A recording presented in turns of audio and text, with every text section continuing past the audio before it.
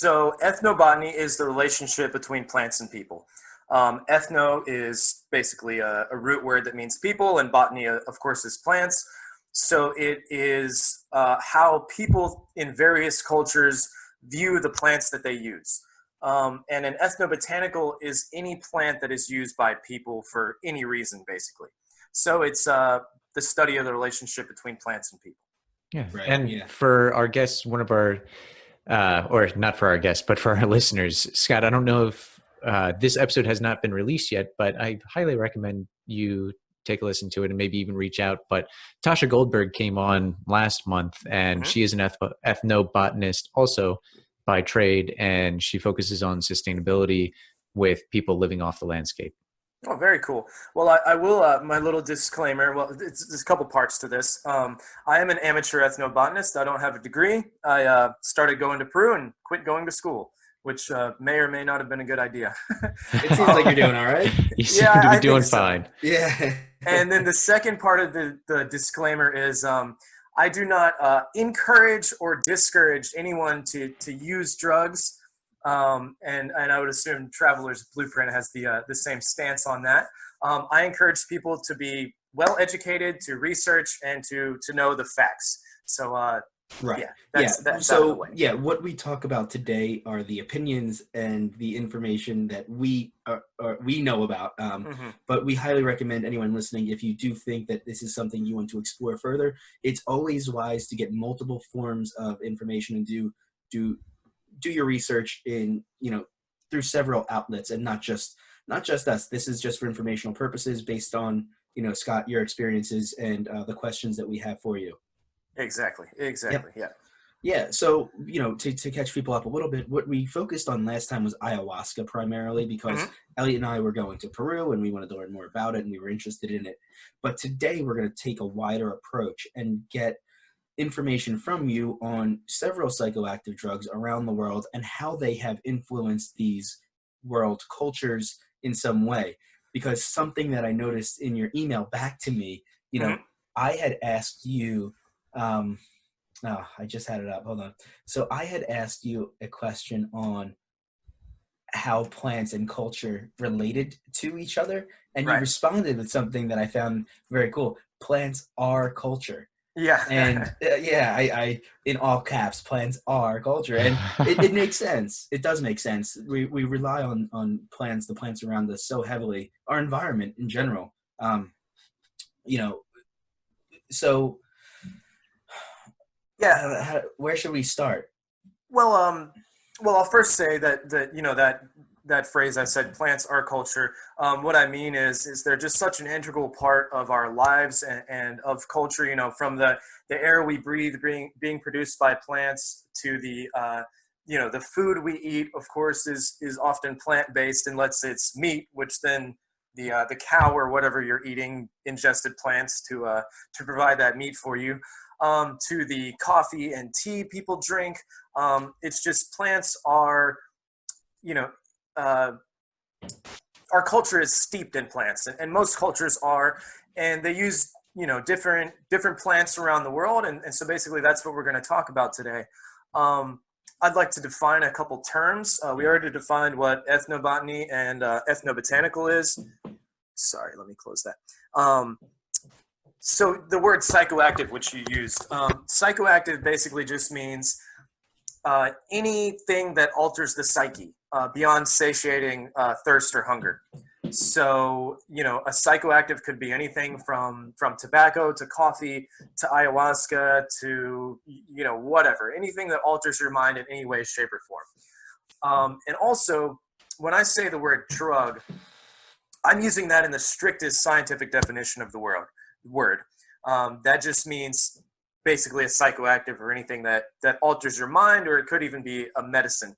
Some of the people that listen to a couple of friends of mine that listened to the show from last time were like, oh, you shouldn't call them drugs or whatever, but okay, medicine, drug, psychoactive, whatever you prefer. But yeah, just wanted to define a couple terms before we got started. Sure. I have a question for you guys, 2 questions actually. All right. Yeah. The first one's probably pretty easy. well, what do you think the most popular drug on planet Earth is? I think I know the answer to this. I think Elliot does too. Yeah.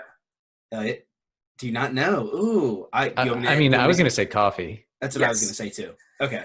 It would actually probably be tea because of all the tea drinkers in Asia. So probably tea would win out. But now the question will get a little bit harder. What do you think the top three are? The top three? So coffee's one. Coffee's one. Caffeine-containing plants are one. Yeah. Okay. Tobacco. Yep. And then the third one's harder. In the world. What's the one that they chew on in Africa? Oh, that bean? Is that the root? Or is it coca? No, it's not coca. It is. So it is the one in Africa that the nut Captain... that like makes their saliva red. Yeah, I can't believe you guys got it. You guys are really smart. That's a betel nut. Betel nut. Yeah, that's what it's called. Yeah.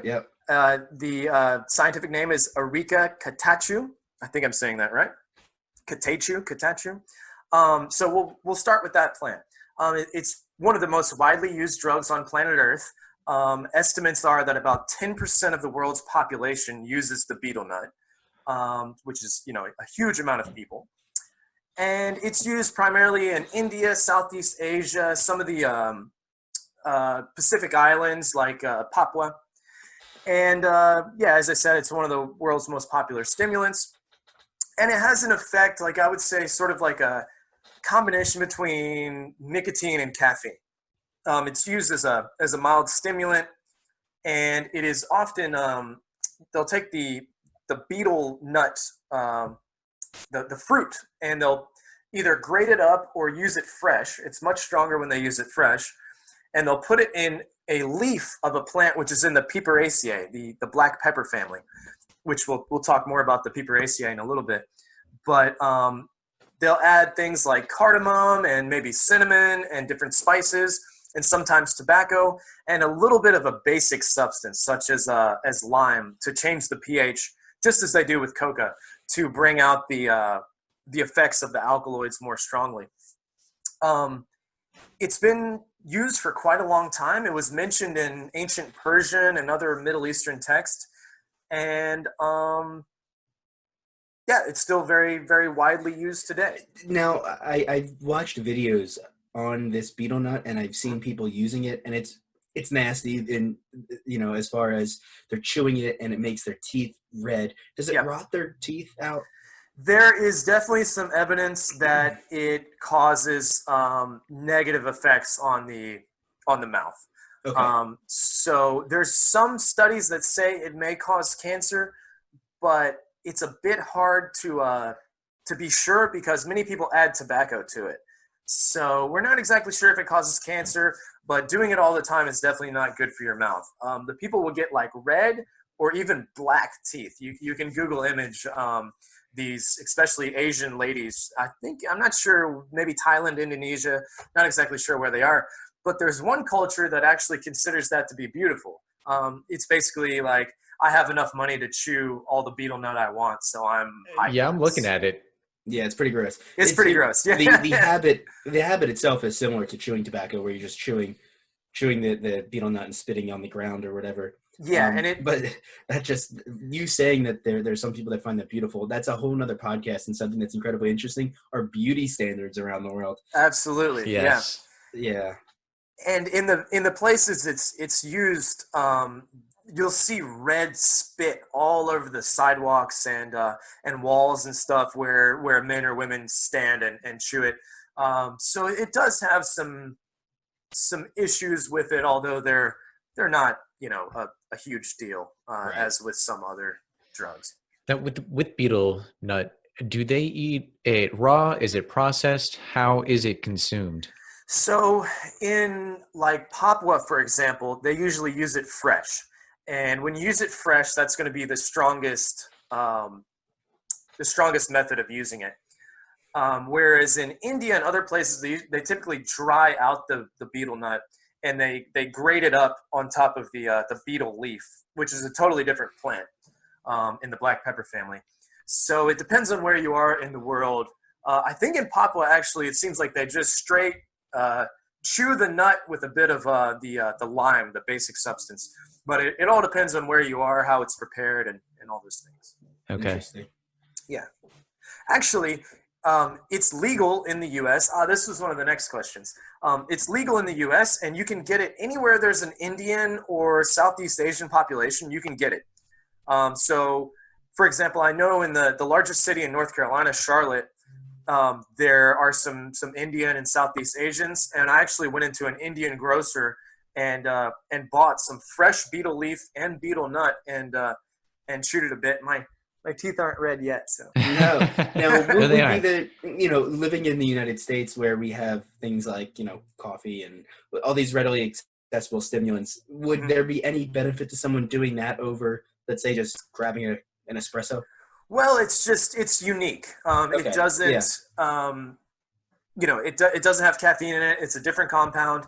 And, it's funny how some people will really love a certain psychoactive and others really don't get a kick out of it. So it's something that certainly I would suggest trying, but I would just brush your teeth really good after you do it. I think part of the issue why they get the red or black teeth is because that stuff sits in their mouth all day, every day, like unless they're asleep. I've even heard of people sleeping right before they go to bed. They'll put one in their mouth to keep it going through the night. So I'm pretty sure unless you chew it like. It's a stimulant. It's stimulant. And it's How do they highly sleep? addictive, right? I wouldn't say highly addictive, but I'd say it's addictive. Okay. So it's a stimulant in the way that nicotine is a stimulant. Nicotine for me, it makes me feel a bit more clear-headed, but it doesn't necessarily feel stimulating like coca leaf or caffeine or something like that. So, I mean, they're just addicted to it, so it's became part of their body chemistry, and they sort of just need it. They may not even be able to sleep if they don't have it. Wow. Yeah. Okay. Although I'm not sure about that, so take that with a grain of salt. Interesting. So the next question for you guys was, you got the first one, so I was very impressed. If you get the next one, I'll be really impressed. All right. There are 7 illegal plants in the United States. Oh, you did this the first time. Did I? Okay, well, maybe we shouldn't do it again. No, this is. Let's do it. Let's do it. It's a year. All right. Yeah. And when I say illegal plants, I mean that the botanical name of the plant is actually listed in law. There are plenty of plants where the chemical in the plant is illegal, but the plant is not, such as San Pedro. So can you name all 7? Okay. Marijuana. Yep. Federally. Coca. Yep. Psilocybin. Yep. Is that okay? Opium. Opium, yeah. So what do we have? We have 4. We got 4. Ayahuasca. No. DMT. So yes, DMT. That's an extraction. Right. So that's one of the where the chemical in the plant is illegal, but the plant itself is not illegal. Yeah. Okay. So yeah, you're at 4. Peyote. Peyote. Yep. And then the last 2 are really hard. They're obscure. Where do they originate? Africa, and the Middle East for one of them. I don't think I know the answer. Yeah, I don't know. You have Tabernanthe iboga, which contains ibogaine, and you have Catha edulis, the quat or cat or cot. That I knew. Yeah, that's what they chew in Ethiopia a lot. Exactly. So maybe we'll talk a little bit about Catha edulis or quat or chat or cot. There's many different names for it. It contains cathinone, which is it's best compared to amphetamine, although probably not quite as strong as amphetamine. But it is a stimulating plant. As far as I'm aware, it doesn't cause cancer, nor does it mess up your mouth like the betel nut can, and that tobacco absolutely can.